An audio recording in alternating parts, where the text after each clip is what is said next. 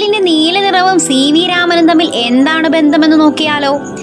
ആകാശത്തിന്റെ നീല നിറത്തിന് കാരണം നിർവചിച്ച ശാസ്ത്രജ്ഞനായ റാലെ പ്രഭു നേരിട്ട വലിയൊരു ചോദ്യമായിരുന്നു എന്തുകൊണ്ടാണ് കടലിന് നീല നിറം എന്നത്.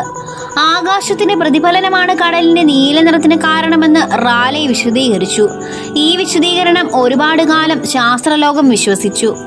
1921 സർ CV രാമൻ ഇംഗ്ലണ്ടിൽ നിന്നും ഇന്ത്യയിലേക്ക് കടൽ മാർഗം യാത്ര ചെയ്യുമ്പോൾ അദ്ദേഹത്തിന് റാലെയുടെ വിശദീകരണത്തിൽ ഒരു സംശയം തോന്നി.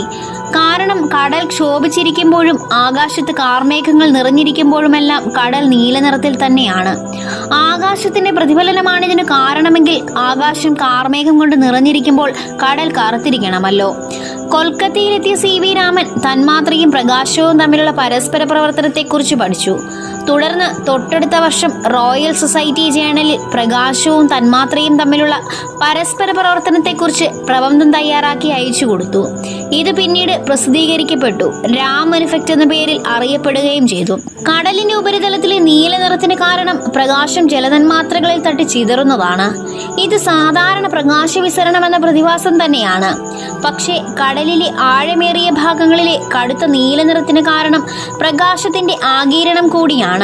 അതായത് പ്രകാശം ജലത്തിലൂടെ കൂടുതൽ ദൂരം സഞ്ചരിക്കുമ്പോൾ ഊർജം കുറഞ്ഞ തരംഗദൈർഘ്യം കൂടിയ പ്രകാശം ആഗിരണം ചെയ്യപ്പെടുന്നു. തുടർന്ന് തരംഗദൈർഘ്യം കുറഞ്ഞ ഊർജം കൂടുതലുള്ള നീല നിറത്തോടുകൂടിയുള്ള ഭാഗം മാത്രം കാണപ്പെടുന്നു. കടലിന്റെ നീല നിറത്തെ CV രാമൻ വിശദീകരിച്ചത് ഇങ്ങനെയാണ്. ഈ രാമൻ ഇഫക്റ്റിന്റെ കണ്ടെത്തലിന് 1930 അദ്ദേഹത്തിന് ഭൗതിക ശാസ്ത്രത്തിനുള്ള നൊബേൽ സമ്മാനവും ലഭിച്ചു. തന്മാത്രകളിൽ പ്രകാശം പതിക്കുമ്പോൾ റാലെ പ്രതിഭാസം മാത്രമല്ല സംഭവിക്കുന്നത്. പ്രകാശത്തെ തന്മാത്ര ആഗിരണം ചെയ്ത് അല്പം കൂടി തരംഗദൈർഘ്യം കൂടിയതും ഊർജം കുറഞ്ഞതുമായ മറ്റൊരു തരംഗം കൂടി ഉത്സർജിക്കും. തന്മാത്രയുടെ കയ്യിൽ അല്പം കൂടി ഊർജം ബാക്കിയുള്ളതിനാൽ അത് ഉത്തേജിതമായിരിക്കും.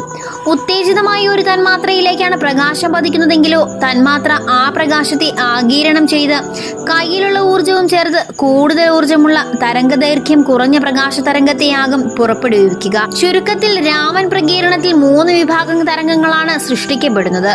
1. തരംഗദൈർഘ്യം മാറാത്ത റാലെ വിസരണത്തിന് സമാനമായ തരംഗങ്ങൾ. 2. തരംഗദൈർഘ്യം കൂടിയ തരംഗങ്ങൾ. ഇവയെ സ്റ്റോക്ക് രേഖകൾ എന്ന് വിളിക്കുന്നു. 3. തരംഗദൈർഘ്യം കുറഞ്ഞ തരംഗങ്ങൾ. ഇവയെ ആന്റി സ്റ്റോക്ക് രേഖകൾ എന്നും വിളിക്കുന്നു.